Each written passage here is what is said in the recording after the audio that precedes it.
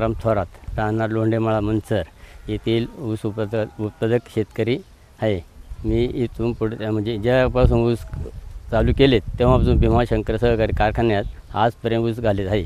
त्याप्रमाणे जे भाव भीमाशंकरने दिलेले आहेत ते भाव योग्यशीर त्यांनी दिलेले आहेत। सगळे हप्ते त्यांनी व्यवस्थित काढलेले आहेत। आता जो 3200 रुपये जो भाव आहे याला आम्ही सर्व शेतकरी समाधान आहोत। आणि इतर 35 रुपये जे कारखाने म्हणतात त्या कारखान्याचे 35 रुपये शेवटचे हप्ते निघतात का मिळतात का हे सगळ्या अडचणी बघून कारखाने म्हणजे जास्त भाव देऊन कारखान्यांनी शेतकरी अडचणीत पडतात। त्यासाठी आपल्याला 3200 रुपये योग्यशीर भाव आहे।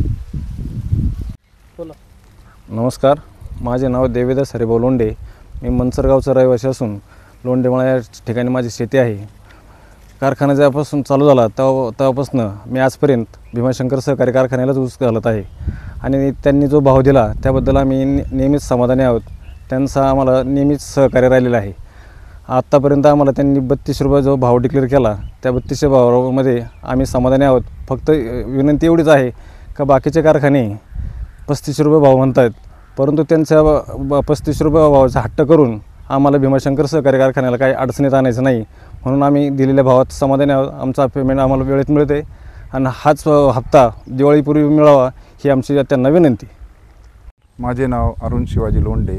मी नियमित ऊस उत्पादक शेतकरी असून मी आत्तापर्यंत भीमाशंकर सहकारी साखर कारखान्याला नियमित ऊस पुरवठा करत आहे व आत्तापर्यंत भीमाशंकर सहकारी साखर कारखान्याने बियाणे वगैरे खतं या सर्व बाबतीत उत्तम प्रकारे सहकार्य केले असून आम्हाला वेळेत बियाणे पुरवठा, वेळेत बाजारभाव आणि चांगल्या पद्धतीचा बाजारभाव मिळत आहे व याच्यावर आम्ही पूर्णपणे समाधानी असून खूप मला भीमाशंकर साखर कारखान्याचा अशीच उत्तरोत्तर प्रगती होत राहावं आणि आम्हा शेतकऱ्यांचा फायदा होत राहावा हीची इच्छा।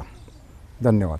माताई लोंढे, मंचर गावचा उत्पादक असून मी भीमाशंकर सहकारी साखर कारखान्याला कारखाना झाल्यापासून आज सगळ्यात ऊस घालत आहे। 800 ते 1000 रुपये भावापासून ऊस घालत होतो आम्ही। आत्ता 3200 रुपये भाव झालेला आहे, त्याला आम्ही समाधानी आहेत। कारखान्याने उरलेला हप्ता तो आम्हाला दिवाळीची आगो द्यावा, सगळ्यांची शेतकऱ्यांची दिवाळी गोड होईल।